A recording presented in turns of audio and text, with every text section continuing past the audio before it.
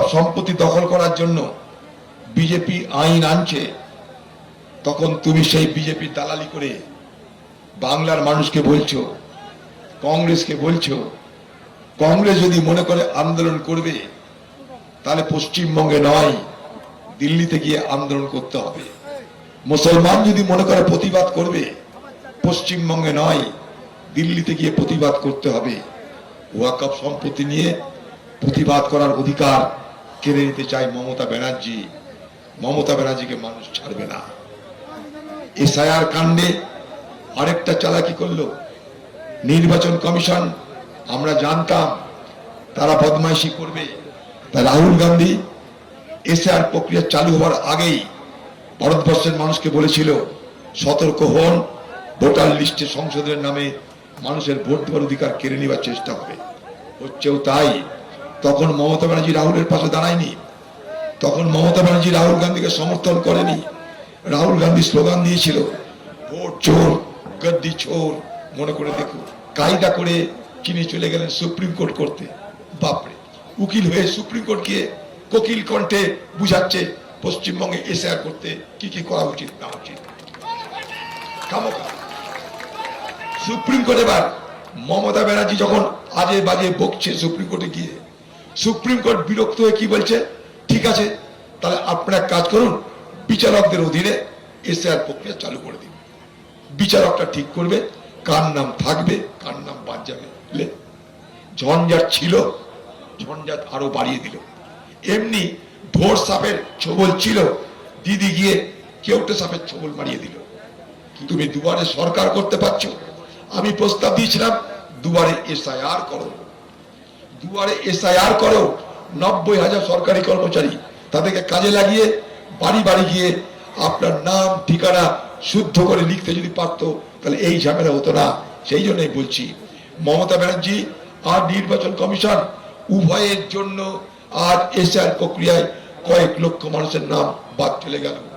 এই মমতা ব্যানার্জি মুসলমানদেরকে বলে দুধেল গাই, তাদের দুধ নাকি তাকে পান করতে হয়, তাই দুধেল গাইকে তারিফ করতে হয়, মাঝে মাঝে খুশি করতে হয়। এটা মমতা ব্যানার্জি নিজের বক্তব্য। মমতা ব্যানার্জি নিজে জানে যে মুসলমান তাকে ছাড়া কাউকে ভোট দিবে না, তাই মুসলমান বাদ দিয়ে হিন্দুকে খুশি করতে লেগে গেছে। মোদির সঙ্গে দিদির এখন কে কার থেকে কত বড় হিন্দু তার প্রতিযোগিতা চলছে। মন্দির ছিল পুরীতে, সেখান থেকে মন্দির দীঘার সমুদ্রের পাড়ে নিয়ে আসছে মমতা ব্যানার্জি সরকারি টাকা খরচ করে। ভাবুন, মন্দির ছিল পাহাড়ে, সেখান থেকে মন্দির মহাকাল মন্দির উঠিয়ে নিয়ে চলে আসছে শিলিগুড়িতে। দিদি হিন্দু খুশি করবেন, হিন্দু খুশি করতে কলকাতায় তিনি মন্দির করে দিচ্ছেন, হিন্দু খুশি করবেন। আমরা বাংলার মানুষ হিন্দু খুশি হলো না মুসলমান খুশি হলো, এই বিচার হিন্দু মুসলমান নিজেরা ঠিক করবে, সরকার ঠিক করতে পারবে না। আমরা কি দেখব? মানুষের উন্নয়ন, মানুষের মঙ্গল, মানুষের ভালো, মানুষের মন্দ, মানুষের শিক্ষা, মানুষের স্বাস্থ্য, মানুষের জন্য শিল্প, বেকারদের রোজগার, কৃষকদের রোজগার, এগুলো আমরা দেখব। হরিয়ানায় যখন পরিযায়ী শ্রমিকরা পালিয়ে যায় ভয়ে, সেখানে ছুটে যেতে আমাকে এবং সমাধান করে এসেছি। ফেলে রেখে আসেনি, ফেলে রেখে আসেনি, সমাধান করে এসেছি।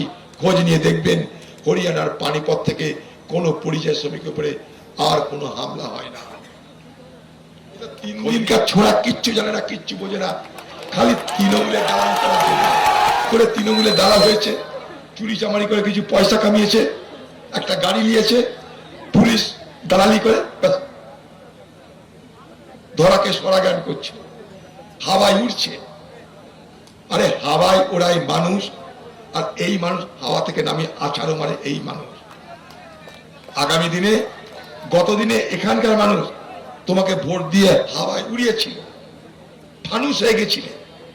এখানকার মানুষ এবার ঠিক করেছে ফানুসের বাতাসটা কেড়ে নিব, মাটিতে আছড়ে ফেলব।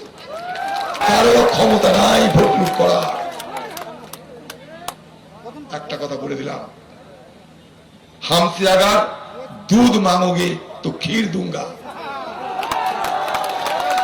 हमसे अगर टकराओगे, हमसे अगर टकराओगे तो चीर कर रख दूंगा। আগামী দিনে মুর্শিদাবাদ জেলায় এটাই হবে। আগামী দিনে মুর্শিদাবাদ জেলায় এটাই হবে।